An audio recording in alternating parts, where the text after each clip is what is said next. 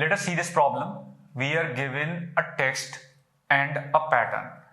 We need to find if pattern is present in the text or any of its permutations is present in the text. So when we say permutation, two strings which are permutations of each other are also called anagram. So we need to check if pattern is present or an anagram of this pattern is present in the text.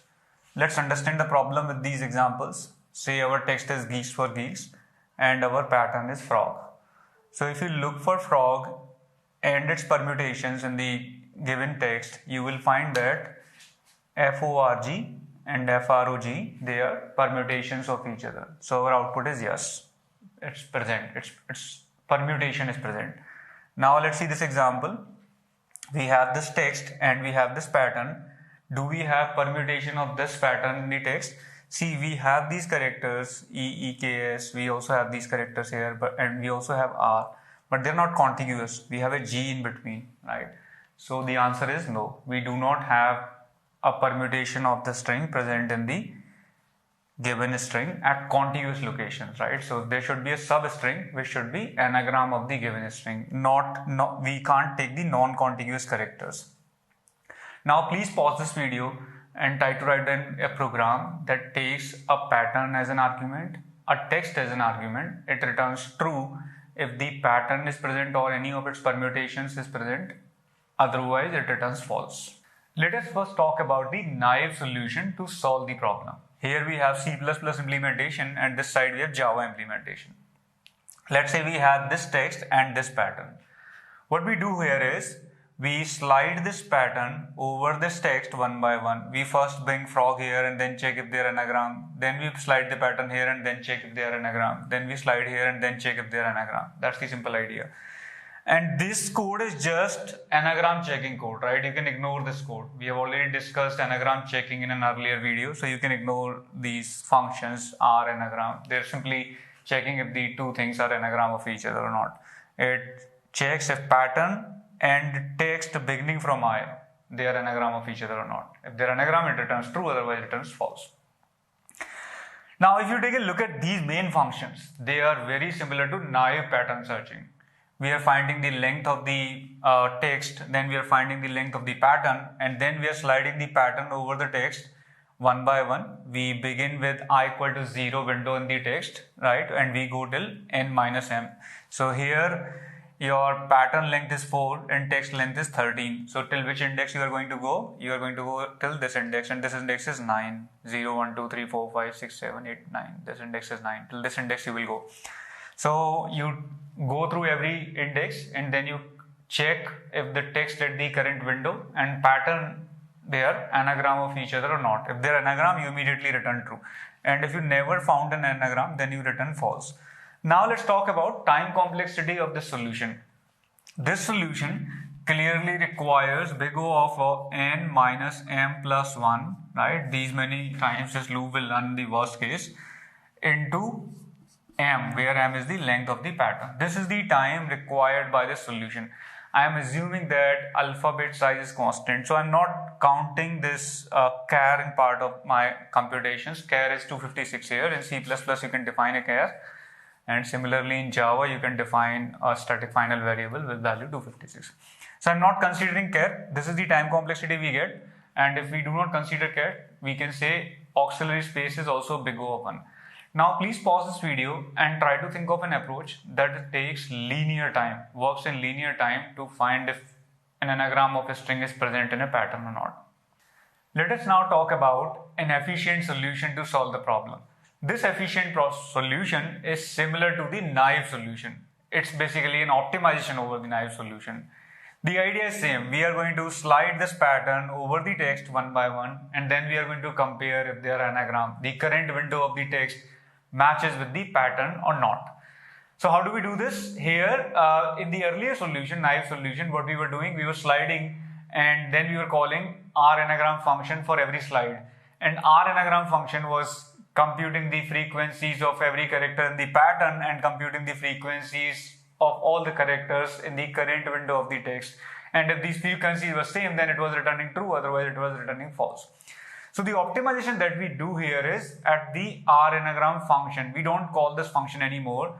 what we do here is we slide the pattern like the naive solution over the text one by one. So first we have the pattern here, and we have initially computed counts of characters in the first window of text and the pattern, right? So this is what we do in the first loop. We have a frequency count array for text, count in text CT, count in pattern CP. We have initialized both these arrays as 0. So char is a constant here, which is 256, right? In Java, you can say char is a static final variable, which is 256. In Java, both CT and CP arrays are initialized as 0, 0. So we have first initialized the count arrays. Now we have computed the counts of characters in the first window of text, which are these 4 characters, and full pattern, these 4 characters of the pattern, right? 4 characters of the text.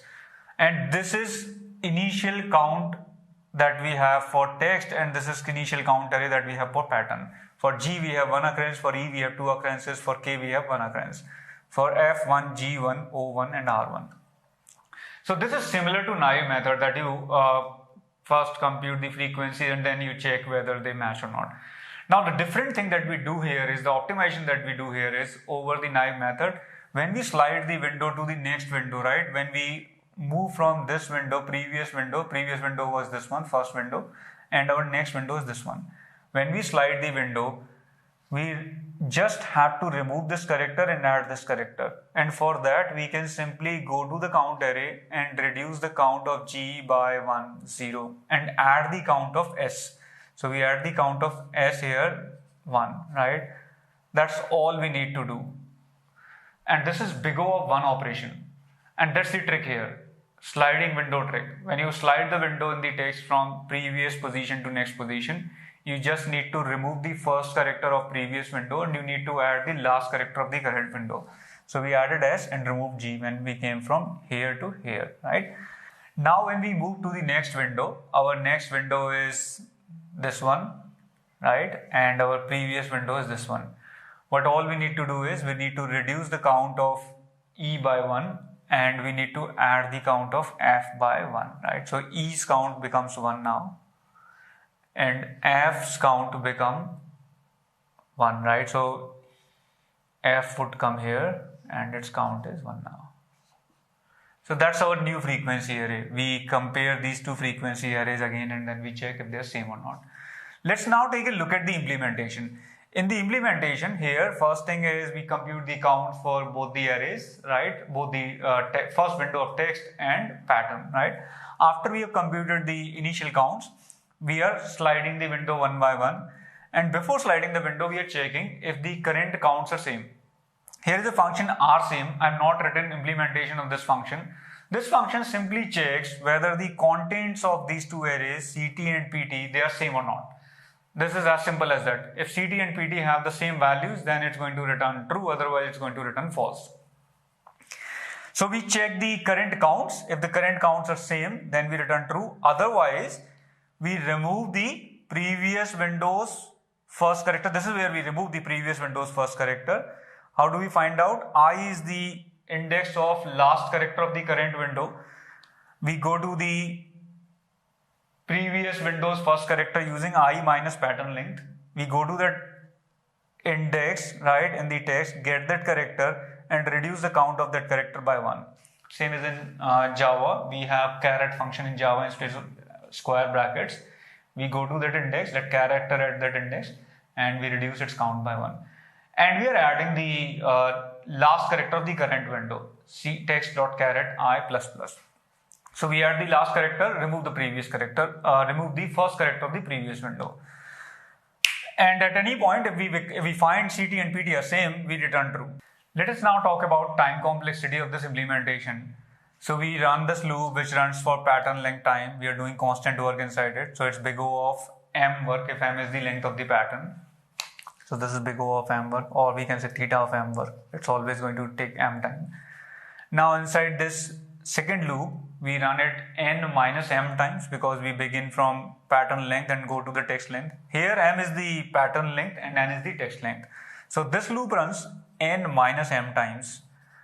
Right? Inside this loop, we are checking if these two character and if these two arrays CT and PT are same or not. If these two arrays are same, then we return true.